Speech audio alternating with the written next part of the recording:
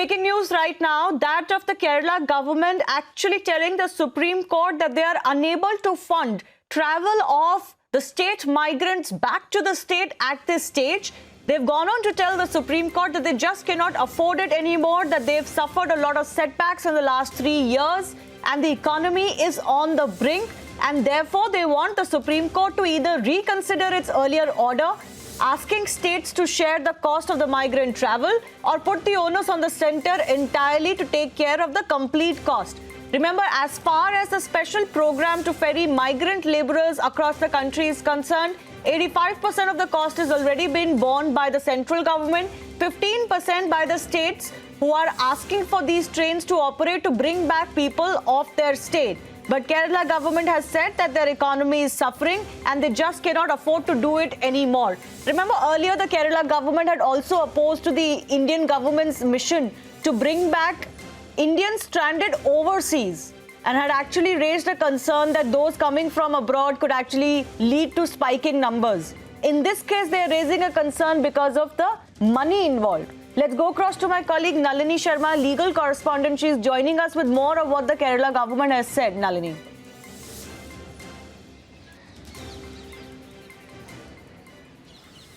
Shivani, just ahead of the hearing today, all of the states had come forth and they had filed their affidavits before the Supreme Court, giving the details of the steps that they have taken during this time to tackle the entire crisis that is pertaining to the migrants in several states. So it is in respect to that the Kerala government had also moved an affidavit before the Supreme Court, in which they've given details of how they've managed to tackle the problem. But at the same time, there are some very few important things that the Kerala government has said.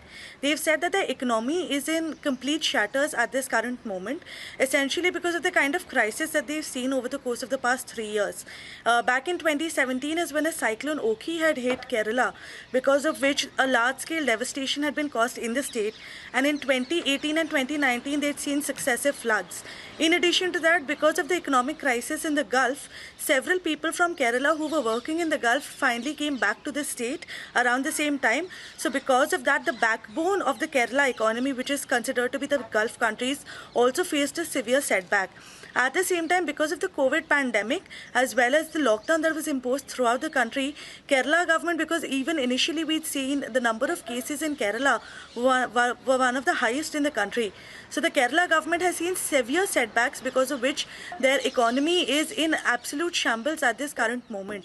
Which is why through this affidavit that was filed, the Kerala government also asked the Supreme Court to reconsider whether the Supreme Court could recall its earlier order asking for the originating state and the receiving state to share the cost of the migrant labourers, and instead put the entire onus on the centre for them to take care of the entire cost of the migrant movement.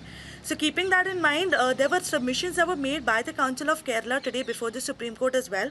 But the Supreme Court's gone forth and reiterated its earlier decision, saying that the states have to take the onus of the costs at this particular point, because the centre is already tackling with issues at a much larger scale than just the migrant crisis. So this is something that needs to be looked in by the states themselves. And Nalini, did the Kerala government give a number as to how many Keralites or people belonging to the state are still waiting to come back?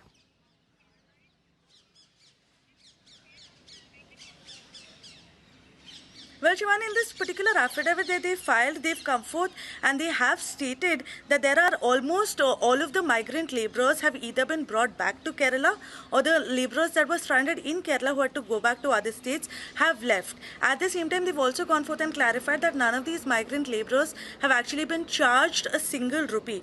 But at the same time, because this crisis doesn't seem to be coming to an end anytime soon, is what the Kerala government has said in its affidavit, and because the Supreme Court was hearing arguments on this aspect today as well, that's why Kerala government has come forth and put an additional request, if for the coming future, because so far they've complied with the Supreme Court orders, keeping in mind that no migrant should be charged with any fee. Okay. But now they don't have any more funds left. That is essentially what the Kerala government has said before the Supreme Court, that they are out of money at this particular point. So they want the Supreme Court to reconsider its earlier decision and see whether or not some changes can be made so as to lessen the burden on Kerala government at this particular point.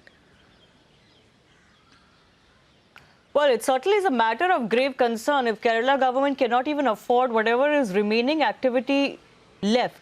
Because remember, the share for Kerala, as far as the large migrant crisis is concerned, it's going to be minimal as compared to states like UP, Bihar, and other larger states. So for Kerala to say that they don't have the money to complete the exercise is indeed quite a shocking statement that they have made.